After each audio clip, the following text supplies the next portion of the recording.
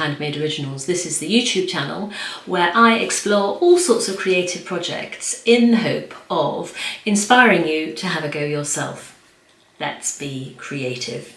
Right, it is nearly Halloween and consequently I thought I would make a video showing you how to make up a few accessories for those last minute parties when you suddenly realise you've got nothing to wear and black alone will just not crack it. Right, I'm going to start maybe the wrong way round with this video. I'm going to start with the embellishments and then we'll put all of the decorative ingredients together, hopefully to make something truly spectacular. My aim is to make something which is themed, obviously, for Halloween, but also which is grown up and I guess a little bit elegant in a kind of sexy, raunchy kind of way, but not kind of, you know, dripping glitter and suitable for 12-year-olds. So let's start with how to make the decorative pieces, and I'm going to decorate my garter, and I will be making things other than garters, so if that doesn't trip your trigger, then there are other things we can do later. I'm going to, I'll just hold this against show you how to make a little spider like this, which I'm going to use to embellish my garter. And I was also thinking, this is a spoiler alert, I was always thinking I could sort of make that into like a little necklace, or you could even make them into earrings like this, or a brooch. But anyway, we need to start with this ingredient, which is the spider. And the way you make this is actually just with glue. I was going to use this PVA glue because it's got a nice nozzle. Look at the glue, okay, so it's solidified is the short answer, so we can't use that. So I'm going to use now my hot glue gun, which is quite good, except it does dry very quickly, so you need to be quick with your handiwork. Right, I'm going to zoom the camera in so you can see what I'm doing. I hope you can see my little drawing here, which is a spider, and here's my hot glue gun, which I've had heating up so the glue is runny. And all I'm going to do is just put a blob where the head is, a blob where the thorax is. When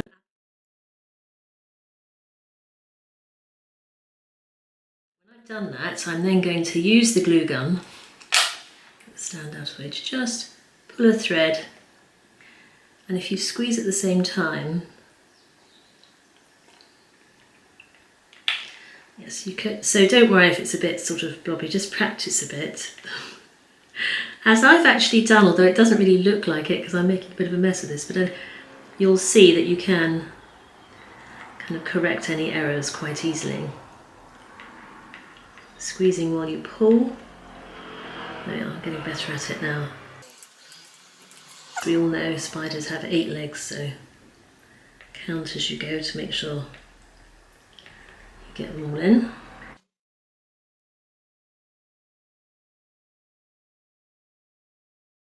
Now, this is going to dry, and it will dry to this sort of cloudy white. To let you know what this little item here is, just a blob, and I was just testing whether or not you can make a hole in it before it dries. So what I did here was I had a blunt needle for sewing up knitting, so it's quite blunt on the end. I dipped it in olive oil, which is in my daughter's shot glass. So you dip it in olive oil, and then when the glue is still wet, you just stab it through like that, and the glue will dry around it, and you'll end up with a nice hole. So that if that was also a spider, can you see if I put something dark behind it, you can see the hole. You can see that you could quite easily thread through that and then turn it into a necklace or earrings or whatever you want to do. Anyway, right, going back to our spider, I'm going to show you the two that I've already made while that one's drying. This is one that I made, which I then spray painted gold. And if you turn it over, you can see that the body has kind of, the glue has spread a little bit. But what you can do is you can either use a very small pair of sharp scissors, although do be careful that you don't accidentally chop a leg off, which is what I did first time. And also don't forget that if you do chop a leg off, this is glue, so you can just glue it back on. It's not rocket science, but I'm going to trim this down a little bit to make the body a better shape. But having said that, the overall impression is of a spider, so I don't think you really need to worry, get too strung out about making it absolutely accurate. Here's one which hasn't been spray painted yet, which is just glue, which I've trimmed, and I will show you this one when it has dried. But in the meantime, this one I'm going to spray black. Now we're going to make the cobweb for these lovely spiders that we're making. This is my first attempt. Actually, it's my second attempt, but the first one was such a disaster. I just had to, I think I'm just going to have to throw that all away. So this is my second attempt, where I have literally just held the glue gun above the paper, let the glue start to drip and then move it. So that's one. I'm going to do two. One is going to be black and one is going to be gold. Okay, this is baking paper, which I'm using so that it doesn't stick. So basically I'm just squeezing the trigger, holding it quite high, the glue gun, and then just keep squeezing. So you've got a continuous flow and then kind of go round and round. You don't need to make it kind of cobweb shaped, just sort of random bits, not too thin, otherwise it would be difficult to get off the paper.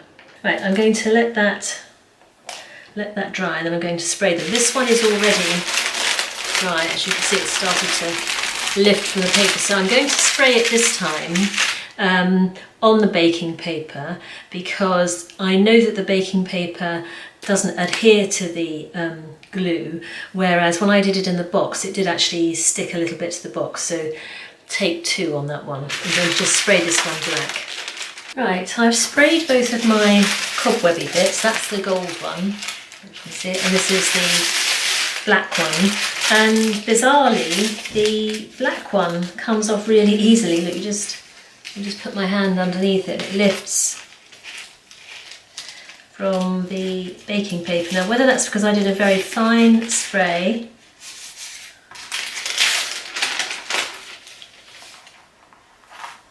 can you see? Or whether that's because the black paint is not as sticky as the gold, I don't know. But it looks a bit like But here is the gold one. Now this one, I don't think I put too much gold on it, but it's not as easy to get off. I've got quite a few very fine bits of glue here. So what I'm doing is, if you go for the big blobby bits, technical term, then they tend to come away and pull the fine ones with them. You can see here it's just gradually coming. You can also, as well as putting your hand down, you can go from the back of the paper as well. So yeah, I'll take it off. It might not come off all in one piece, but it doesn't really matter. So let's have a look. I hope you can see that. So that's hasn't come off all in one piece, but that's pretty good. I'm pretty pleased with that. You can just play with it however you like. What am I going to do with this and how am I going to attach it? Well, I'm not, you'll be pleased to know, going to attach it to your skin. What I'm going to do is attach it to a pair of tights. Okay, so in an ideal world, I'd like to show you what they look like on different coloured legs. And so what we need now is a leg. And oh, look, I've got one. So this is all a bit grubby because I was trying to glue the black on and it looked awful. So let me just show you quickly. If I put gold on there, it looks quite nice actually. It does look quite nice. And I would put with that a black spider, I think, like that, or you could put a little silver one. But what I would do now, and I'm not going to do it for the purposes of this video because it would just look really, really boring to watch, is just put a couple of little stitches here and there to hold it in place while it's on your leg, because here it's in the position it will be when you're wearing it, whereas if you try and do it when you're not wearing them, then you'll put it on and it will all stretch and you'll end up making lots of holes. So that's that. Now in an ideal world I'd have a leg of a different colour, and lo and behold, leg of a different colour. Oh, I was going to just show you the can here. Right, this is the leg. Look, I really like that. I think that looks tremendous. And with that I would put, you could put any of these spiders actually. You could put the gold one, or you could put the black one, or you could put the silver one like that. And I really like, almost looks like a musical stave actually, doesn't it? But I think that looks tremendous. Oh, you could cut round it, make it a different shape, do whatever you like with it. But this is where a bit of individuality is called for. And in an ideal world, I'd have a leg of a different colour. Here we have a leg of a different colour. Now let me just show you. If you put black on this, if you've got skin that colour, you put black on it, it doesn't really show up at all, so you're wasting your time. Whereas the gold looks, I think, spectacular. Hope I'm not being immodest or indecent here. And take that bit off. You could put, I don't think a black spider really shows up, but a gold spider does show up, but might look a bit too much like the web, or a silver one. And again, these are decisions for you to make. It's down to you and your personality. And again, you have to stitch it in situ while you're wearing it. You don't have to have your leg on the table. You can sit down and do it. This is just to show you. And I think that actually looks really nice. Right, let's crack on with some other ideas. Now, the sharp-eyed among you will see I've got a little friend here, and this is so simple to make. All it is the spiders that we've already made from the glue gun. I used a bit of double-sided sticky tape and I have glued it onto an earring like this. It's only going to be for one evening. And there it is, creepy. Right, other ideas. So still using the spiders. Haha, where's my... They've crawled away. Oh, here we are. So you could also put it on a piece of ribbon. Again, I've just got this glued on with a piece of double-sided tape. To make your neck look longer, put the ribbon lower down near the base of your neck. And so this is the gold one. I've actually got on a piece of elastic, but I think ribbon would work better and you can just tie it around the back. But also, equally, here's the silver one. I think for me, the silver one works slightly better. So those are other alternatives that you can do. And I think very dramatic, very effective. Also what you can do, if I can just stand up a minute to show you, roll my sleeve up. You could put it on just a single piece of black ribbon or elastic to tie it around your arm. Or there's a silver. There's a double piece of ribbon going round with a spider clambering over it. All sorts of things. It's really just up to you and your imagination as to what you do. And another thing you could do with the cobweb that we made is if you had a short-sleeved dress or top, you could actually just sew this around to sort of make it as a spooky, cobwebby sleeve, which I think looks quite dramatic. And you could, of course, always add a little spider there as well. And obviously that's just a temporary thing that you can tack on to the bottom of a sleeve, or even a hem, I guess, if you did enough of it, going around the bottom of a skirt, which I think will look very impactful and very original, very different. Right, what I want to do next though is move on to making a more traditional garter, not a bridal garter, but a garter which is themed for Halloween. Why should brides have all the fun? Right, so I've zoomed in here. You could use ordinary elastic like this. This is just black elastic, which is very stretchy. But I have discovered, which I want to share with you, this amazing new, I'll show you close up so you can see what the difference is. Silicone backed elastic, which has these two rows of sort of wavy lines of glue on the back, which are super grippy on the leg, and therefore you don't need it so tight on your leg, so you can make it a little bit longer, but it stays put. It's brilliant. I'm going to use this for all garters I make in the future. It comes in black or white. It does do a nude colour, but that's only a sort of very pale colour. If you're darker skinned, you can, of course, if you want to use a nude piece of elastic, just dye it with tea bags or whatever. Right, so there's this, bing, because it is so grippy, you don't need to make it quite as tight as if you were using this elastic to make sure that it doesn't slip and that it stays on the leg. So my leg measures 15 inches, so I've cut this to about 15.5 inches, which seems to be going the wrong way, but you can always cut it shorter, and obviously you cannot cut it longer. So I'm going to work with this just as an experiment. I've not used this before, and we will see how it goes. Now, so that's the length of garter I'm going to make. I want to, this is playtime, I want to cover it with black satin tape. I want to put a gold spider, and in fact, if you want to keep it really simple, you could stop there, because I think that looks, let me just turn it round for the camera, I think that looks really dramatic on a leg. You might think that's not enough, so you could put, and this is a different size, oh, I can do this with a ribbon. You could put 2 pieces of elastic and have your spider clambering across. Equally, I think that looks very dramatic and eye-catching. But what I'm going to do, just to give you the full gamut of different things you can try, and this is really up to you and your imagination as to what you want to do. I just wanted to try this because I used it once on a costume to make a tutu, this approach, and I just want to see if it will work equally well on a garter.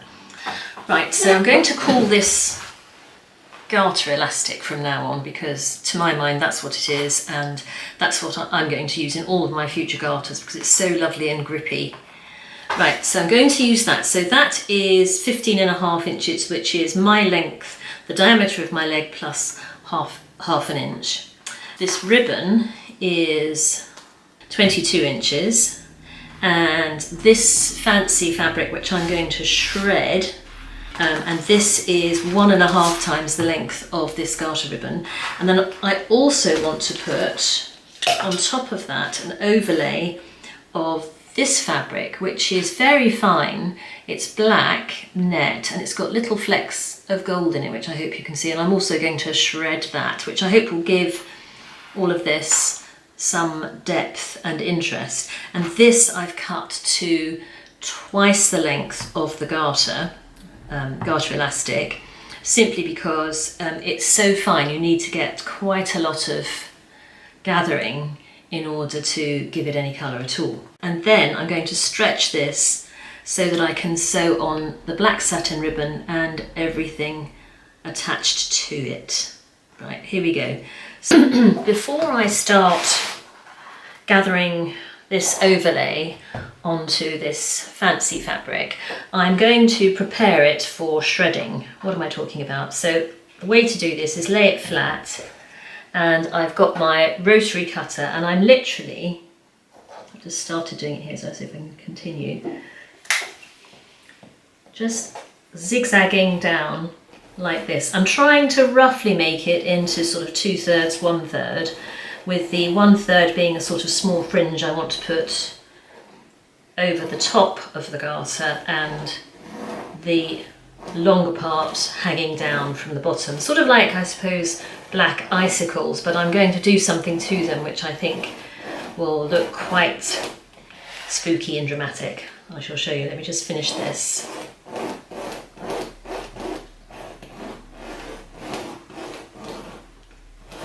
Right, that's that.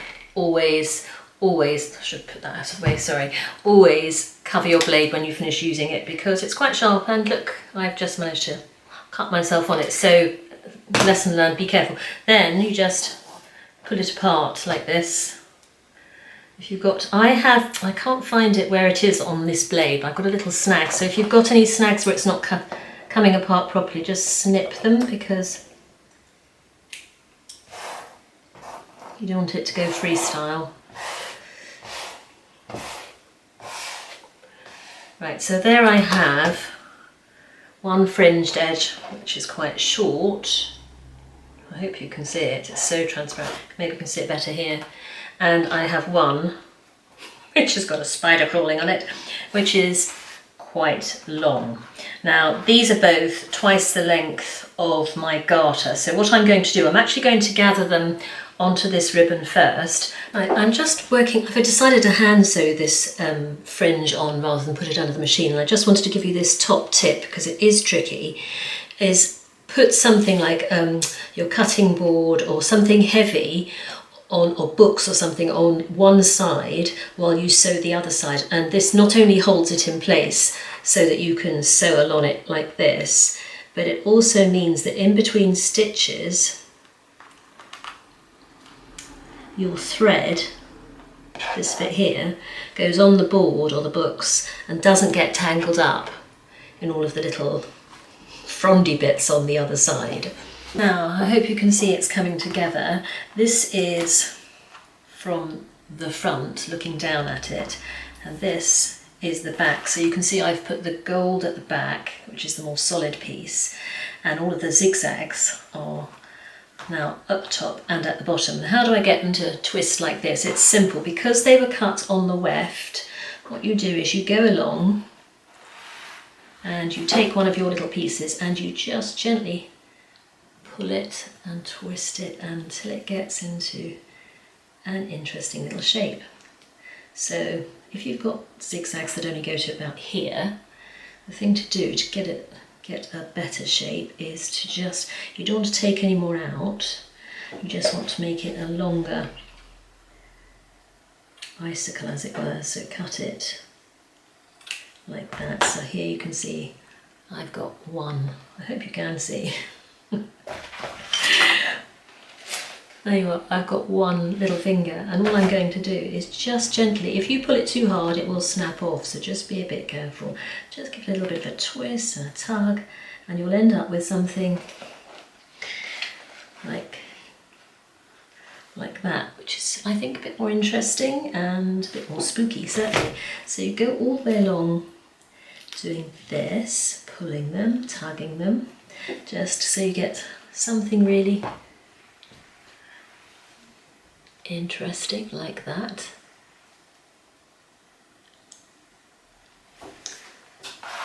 I'm going to finish these and then I'm going to show you what comes next. Now, I hope you can see it's coming together. This is the garter elastic, which I talked about earlier, which I have pinned to the back evenly, so that all of the gold and black overlays will sit nicely.